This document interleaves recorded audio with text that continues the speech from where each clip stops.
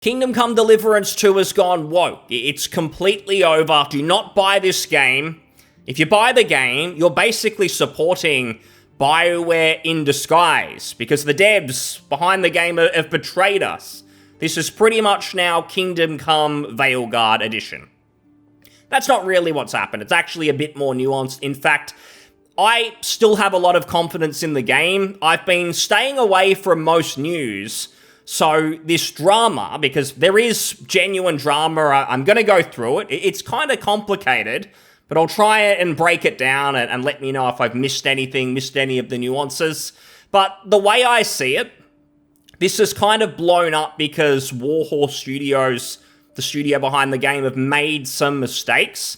But I still think that we're in for a very high quality game. It may be Game of the Year. I think this is a communication problem from Warhorse, and they basically need to just shut up completely, let your game do the talking, and stop stepping on landmines, because that is basically what's happening, in my opinion. Maybe some people feel differently, and they do genuinely feel there are red flags here, and Warhorse are compromised and so on. I'm not really seeing that, at least from what I've sort of read into the drama and so on. Again, I might have missed something, but to sum it up, the rumor kind of started here that Kingdom Come Deliverance 2 has been banned in Saudi Arabia due to unskippable immoral scenes. Now, I didn't look into it too much, but from what I understand, the immoral scenes are a homosexual act at some point in the game. Maybe there's multiple, I don't really know, but that's essentially it. Now, the way I see it, if it's genuinely historically accurate, I'm pretty sure gay existed back then as well. It didn't just magically appear in the 21st century when woke game studios started shoving agendas in. It did exist before then.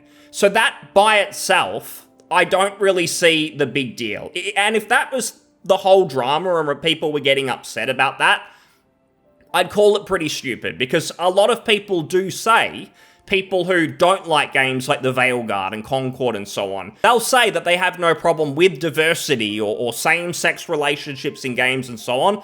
It's just about if you make it the point of your whole game, you're shoving it at everyone's face, with kind of just that tone of, hey, you need to change your thinking and get on board with this sort of stuff, you're a bigot, and this talking down to the player. That's really the problem. It's not an issue that there happens to be a gay character in a game. I think that's what most people think. If you're getting to that point where it's like, if there's a homosexual in a game, then I'm boycotting the game and everything, that feels like the other side of the extreme, that I don't think most people who were understandably just getting sick of Sweet Baby Inc. and all that crap, I don't think most people fall into that camp. Or if there's a person of color in a game, then that immediately it's off the buy list. I don't think most people are actually like that. So again, this by itself, it's not really a problem.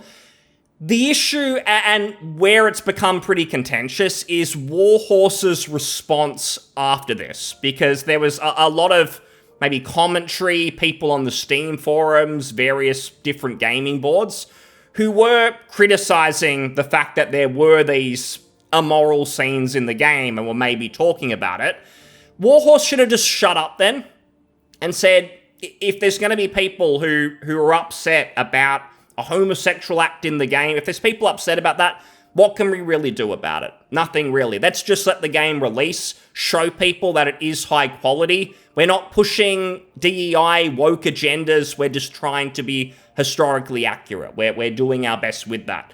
That's all it should have been. They should have just kept quiet. There's no reason really to comment on this, unless you want to just say if the ban is true or not or something like that. But they didn't need to go into detail. But of course they did.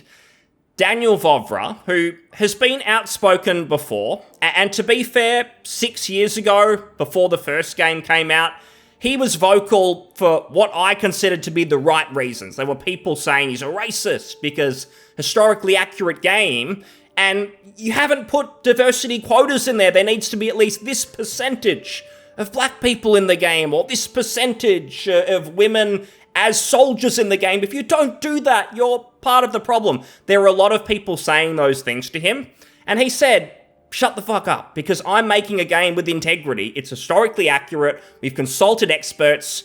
Go away. And then you had people saying, oh, I'm going to report you to the studio and get you in trouble because of your racist rhetoric. And then he would say, I'm actually the owner of the studio. I'm the founder. Piss off. This is pathetic. So back then, it was hilarious. It was funny. He's now doing it again. He's arguing with people who are criticizing him. But now it's just coming across as pretty stupid. And I had to think about this because it's kind of hypocritical of me 6 years ago to love when he was arguing with potential fans, gamers. Absolutely loved it. But now I'm telling him, hey, just shut up and let your game do the talking. So a little bit perhaps hypocritical of me. But I still wanted to mention that maybe 6 years ago, he shouldn't have argued with fans. Maybe it is best just don't get into these discussions, because I think it's now biting Warhorse Studios on the arse, and their studio founder in Daniel Vovra should stop arguing with people, because he's just shining a spotlight on something that I don't think is really a big issue. And really just thinking about it, you can kind of see why he's not having the same success arguing with people this time around compared to previously, people calling him an islamophobe and so on. I think it's about him just kind of calling people names instead of just saying, hey, the game is historically accurate. Maybe that means you won't like some things about the game if you don't think that homosexual acts should be in games at all. Maybe you won't like that, but I'm just being historically accurate. I'm being apolitical. I'm just going off the historical records, what professionals are telling me, and it makes sense to put this in the game. If he just said something like that, it probably would have been fine. Again, at this point, I think he should just say nothing, because he just can't seem to help himself. You read what he said here on Facebook, of course. This tells you how out of touch he is these days, being probably a 50-plus-year-old game dev on Facebook. And he says, so after the leftists cursing me at Nazis for 10 years, now Nazis are cursing me at Jews because Saudi Arabia might want to ban Kingdom Come Deliverance because of the homosexual scene. I think there might be just a language barrier with that sentence. I don't think that English is his first language, even though he does speak pretty good English. He speaks multiple languages. I don't, so it's fairly impressive. But just sort of reading it, it doesn't make a whole lot of sense, and just comes across as ranting, being angry, and sort of lashing out at people, which I don't think is necessary when you're a couple of weeks from releasing, and this should be the most hyped up, most impressive, most excitable RPG of the year. Like, a lot of people have been waiting for this. In fact, I don't really talk about this game or cover it much on this channel because I don't want to spoil it for myself. This channel's meant to be fun for me, so I don't want to spoil a game that I'm excited to play, to enjoy. And I still think that it's going to be incredible. Nothing about this really takes away from the game for me personally. But just seeing some of that hype disappear because of bad communication from Warhorse, insulting people, lashing out, just looking like idiots, looking like some of the devs that we all have kind of laughed at over the last 12, 18 months. Censoring people, which I'll come to, and just sort of carrying on. It's completely unnecessary, and we've seen a lot of games really just tank close to release because of bad decisions. I think about Capcom with Dragon's Dogma 2, not the same situation at all, but they released that game with really, really bad technical issues on PC, and I think that killed the hype for a lot of people. I mean, my anecdotal example is I refunded the game after buying it because of the technical issues, but I think just people seeing those mixed reviews on Steam, people talking about the problems, issues with the studio, a lot of just everyday people who are looking for that new game to buy, they just hear a negative reception, negative word of mouth, not much excitement, not much just real hype around the game, and then they don't buy it. And that's how a game like Kingdom Come Deliverance 2 can go from #1 for the year, 15, 20 million plus copies if it really blows up like a Baldur's Gate 3, and then it turns into just a few million copies sold because it doesn't end up being the next big thing. And I think a lot of games now, it just feels like these days your game either underperforms or it does insanely well. And there's kind of a precedence for this with the movie industry, where movies were either getting like $1 billion at the box office or they were flopping. That seems to go on a lot as well. So I don't think that game studios these days can afford to just lose that momentum so close to the finish line.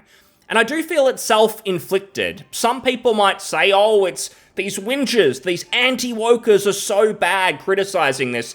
But I really don't think that many people were doing it. I don't think anyone cared all that much. It's Warhorse that have caused this to maybe blow up out of proportion. And I mentioned the censorship. That is probably the worst part. So on Steam, a lot of people had been positively discussing Kingdom Come Deliverance 2. Then some threads started popping up about, hey, tell us more about this homosexual scene. We're concerned because of the amount of just awful games over the last 12, 18 months that have maybe made diversity the entire focus of the game. It feels like the game has been made worse on purpose because devs want to use it as a vehicle to push their own political messages. So I think some people just being concerned about the amount of those over the last couple of years were asking some questions, maybe were having some concerns about Kingdom Come 2. And these are people who might not have the context of knowing that Vovra in the past has been very defiant, very clear about sticking to his guns. So I think he's earned some credibility there. Some people might not know that, and they might have just sort of raised that as a potential issue with this game. Now, this code of conduct is where they just lose their credibility and just start to look like every other clown video game studio out there. So rather than just ignore the issue, which I think they just should have done, this wouldn't have been a big deal if they did that. Just let people speak. It's totally fine. Instead of that, they decided to kind of nuke the Steam forums with this code of conduct, where there's a million new rules. Stay on topic, no political or religious debates, zero tolerance for discrimination, and there's a million things in here. There will be no sexism, homophobia, ableism. Why does that need to be ableism? Classism, religious discrimination, ageism, just a million things here. And it's basically to cover up the fact that they don't want people to talk about this issue. So it's a million words, a million new rules, basically to have an excuse to ban people who are raising this scene being discussed.